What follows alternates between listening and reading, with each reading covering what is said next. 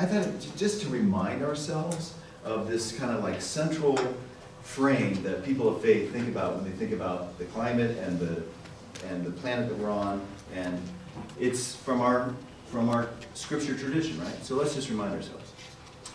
In the beginning, when God created the heavens and the earth was a formless void, and darkness covered the face of the deep, while a wind from God swept over the face of the waters. Then God said, "Let there be light," and there was light. And God saw that the light was good. And God separated the light from the darkness, and God called the light day, and the darkness he called night. And there was evening, and there was morning the first day. And you know the creation story, I'm sure. God said, "Let the waters bring forth swarms of living creatures, and let birds fly above the earth, across the dome of the sky." So God created the great sea monsters, and every living creature that moves of every kind with which the waters swarm, and every winged bird of every kind. And God saw that it was good. And God blessed them, saying, "Be fruitful, multiply, fill the waters in the seas. Let the birds multiply on the earth." And there was evening, and there was morning, the fifth day. And God said, "Let the earth bring forth living creatures of every kind, cattle and creeping things and wild animals of the earth, of every kind." And it was so. And God made the wild animals of the earth of every kind, and the cattle of every kind, and everything that creeps upon the ground of every kind. And God saw that it was good. Then God said, "Let us make humankind in our image, according to our likeness. And let them have dominion over the fish of the sea, and over the birds of the air, and over the cattle, and over all the wild animals of the earth, over every creeping thing that creeps upon the ground." So God created humankind in his image. In the image of God he created them. Male and female he created them. And God blessed them.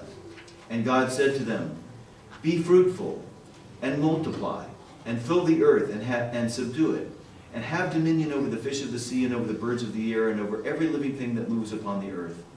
And God said, okay, so that's as far as I'm going to go tonight. So the frame that people of faith use for talking about the climate and the planet is the concept that this is not our own, and yet we've been given this good earth to be stewards over.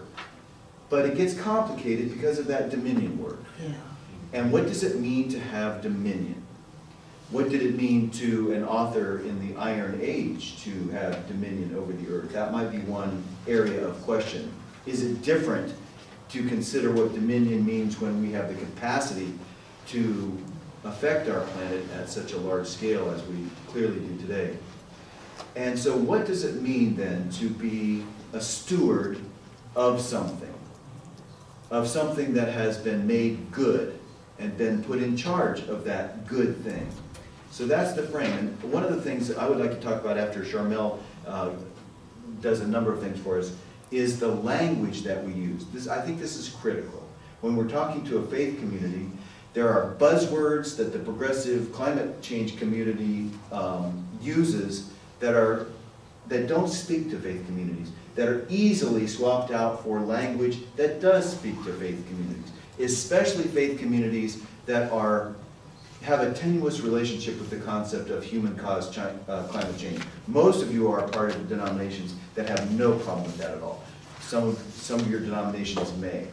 And not everybody in every denomination is of one voice, as you all know, right? I'm a pastor. I've got people in way different sides of every issue in my congregation. So we'll talk about that. But Charmel, I'm going to hand it over to you right now. Okay, Yeah. fine.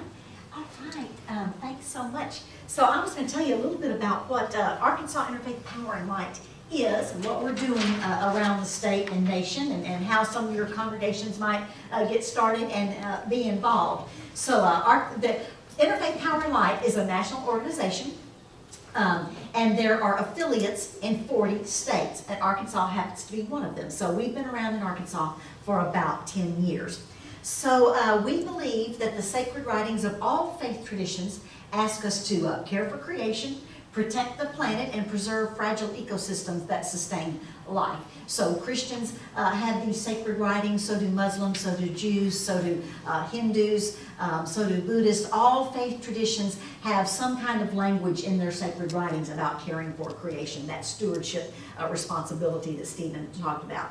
So it's free to join Arkansas Interfaith Power and Light. It's just a matter of us knowing how to reach you by email. We do have a place on our website where you can sign our covenant agreement, or let me know that you want your name listed on our covenant agreement. And all it says is that we do believe that it's part of our stewardship responsibility to take care of the earth that God has provided. And then there you have it. That's how you get involved with Arkansas Interfaith Power and Light. So right now there are about 1,300 individuals and congregations who are affiliated with Arkansas Interfaith Power and Light. So here are some of the things that we do. We work on increasing awareness. So we make presentations at gatherings like this to kind of help people connect their faith, their stewardship responsibility, and some actions that they might take. We also present documentaries in the community. Usually they're like about an hour and a half. So we do these at houses of worship. We do them on college campuses. We do them in bars where people buy pizza and beer and wine. We do them in lots of places, you know, to help distribute the word about how important it is to care for creation. And we have some very recent ones that are really good, and one that a new one for us is called let's see, I'm not going to be able to think of it. Who's in it?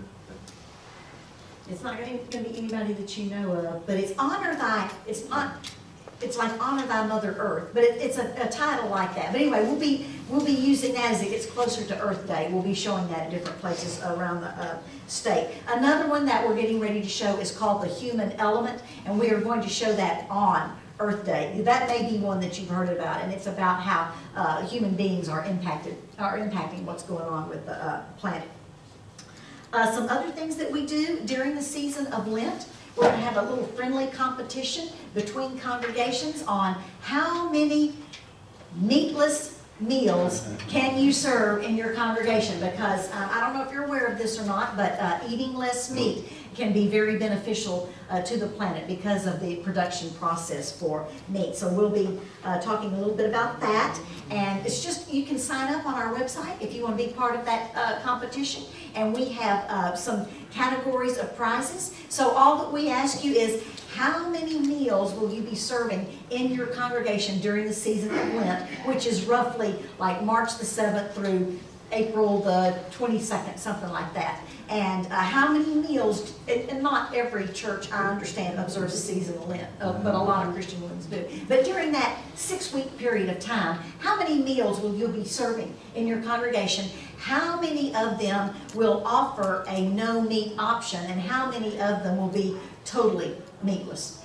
So, you know, it's kind of a little friendly competition so we can all get to know each other and kind of work on this concept of eating less. Can I jump in? Yes, go right ahead. We're having another kind of competition in Fort Smith. Good. There's 2 Presbyterian churches, so we're in competition. We're challenging our people to give up single-use plastics for Lent. Right, good. And to start with shopping bags. Yes. And so our competition is, how many cloth bags can each of our congregations sell? So with our church logo and Presbyterians for Earth Care, if you know about that organization. So, That's great. yeah, so Okay, that's our another competition. excellent thing for Lent. Okay, we support some mission projects, community gardens in low-income areas where people, the neighbors gather and grow some of their own vegetables in an organic way without using harmful pesticides and chemicals. And a lot of them have chicken coops and chickens, and the people work together and take home some of the food, they take home some of the eggs, and then whatever is left, if there is any left, we take to food pantries that are also in the area. We support the transition to renewable solar energy. So we have helped 4 churches in Arkansas with a little incentive money to put solar arrays at their locations. There are others in Arkansas that we have not helped, and we'll be doing a 5th one this year. So if you think that your congregation is interested in solar, let me know, because we'll have a little bit of incentive money to offer for those projects. We do energy efficiency projects, and that usually involves working with some children at Vacation Bible School or with some Girl Scout troops, and this is something that you can do at your houses of worship. The The children decorate the bags, whether it's close to Martin Luther King Day or Earth Day, or maybe it's their vacation Bible school theme for that period of time. And then we fill those bags with LED bulbs, power strips, faucet aerators, socket sealers, and instructions on how they might be used. And then we take those bags again to food pantries so that low-income people can pick those up. When they come to get their sack of food, they get a sack of energy efficiency items that can help them lower their utility bills, and in the process reduce their carbon emissions. So we love food pantries. We think giving away sacks of food is great. We think that can help people for a couple of weeks, but we think that if we can help people lower their utility bills, we can help them for 10 years or more, and that way they have more money left for things like food and medication, gas for their car. We also do a little bit of advocacy work for solar, for reducing plastic use, single-use plastics, eating less meat, and just this past Wednesday I testified at the dicamba hearing, so more and more on our radar is using less chemicals, fewer pesticides on farms where our food is being grown, because it's harmful not only to the bees and the other pollinators, but also to human beings and our health. I have a set of handouts for everybody, and in there you will see a book list that we recommend for book study. So I'll tell you what some of them are. Yeah, we can start those around if you want to. One of them is Kiss the Ground, How the Food You Eat Can Reverse Climate Change, Heal Your Body, and Ultimately Save Our World. So that's a book study you could have at your house of worship. This is like one packet. That is, I've got them turned different ways. Going back and forth. Another one is Drawdown, and last year we had the first Drawdown conference in Arkansas. It was in Little Rock. The second one is coming up in Fayetteville. It's going to be April 27th. You can sign up for that at our website, arkansasipl.com, and this year it will be at the Good Shepherd Lutheran Church, which has 252 solar panels in Fayetteville. It's $15 for all day, and that's all the presentations and lunch if you sign up by April the 1st. Early bird special through April the 1st. And then we have the handouts, and let me just kind of go through some of these. We have a little description of what Arkansas Interfaith Power and Light does, who we are, and contact information for me right down here, in case you need to get in touch with me and you want to go to our website. On the back, some information about that April 27th conference in Fayetteville, if you'd like to go. There's a sheet on 25 steps over $25 that you can do at your house of worship if you're interested. And then there's another one, 25 steps under $25 if you want to start small and then build up to the other steps. Right in back of that, here's your book study list with some of the ones that I mentioned. There's also Between God and Green, Love God, Heal the Earth, Moral Ground, Global Warming and the Risen Lord, and the encyclical on climate change and inequality. And on the back, I have a little bit of information about why people of faith support the Energy, Innovation, and Carbon Dividend Act, which you've probably heard a lot about at this conference already. If not, we've got a handout on that. 6 steps for getting started at your house of worship, which comes to us from Interfaith Power and Light. No, it doesn't. It comes from Green Faith, which is a partner organization of ours. And then on the back, 4 simple steps, also from Green Faith. So if you were going to start a green team or environmental stewardship ministry at your church, what do you think you would do first? Anybody? What would you do first if you wanted to organize something like that at your church to kind of work on these issues?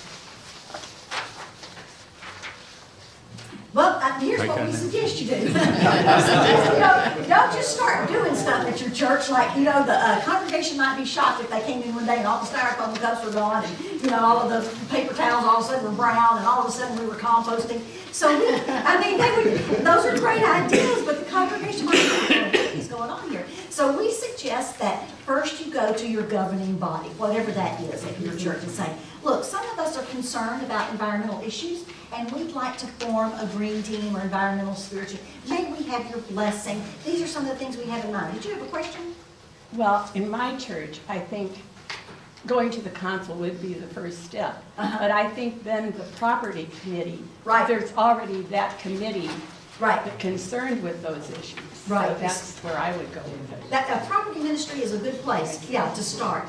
It sure is. But anyway, you need to let somebody in charge at the church know that you're forming this group of people, and this is what you're all about, and why you want to see these things occur. So that would be step number one, and then find some like-minded people. Yes, Peter. And you all are, most of you are from mainline denominations.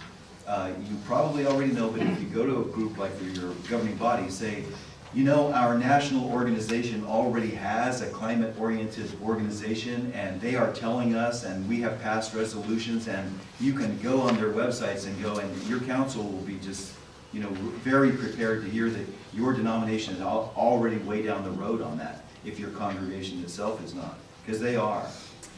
I thought of that documentary, the most recent one that we're going to have around Earth Day, and it's called Love Thy Nature. That's the one that we'll be presenting on Earth Day and after. So I wanted to tell you a little bit about one of my favorite books by Dr. J. Matthew Sleep, Serve God, Save the Planet.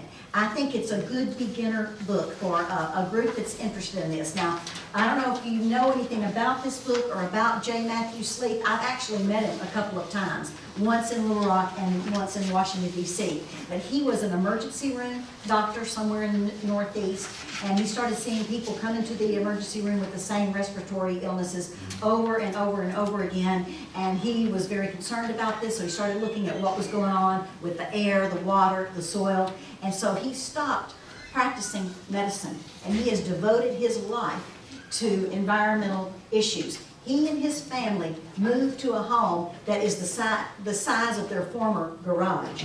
He greatly downsized. You know, they got rid of a lot of electronics and a lot of televisions and things like that, and he has written this book, and he does a lot of speaking, and he's just an excellent resource, and I think that this book is very, very helpful for any group starting out. So that's what I wanted to share with you today. I'm going to turn it back over to Steve, but we'll both be around for questions afterwards. Okay. Thanks so much.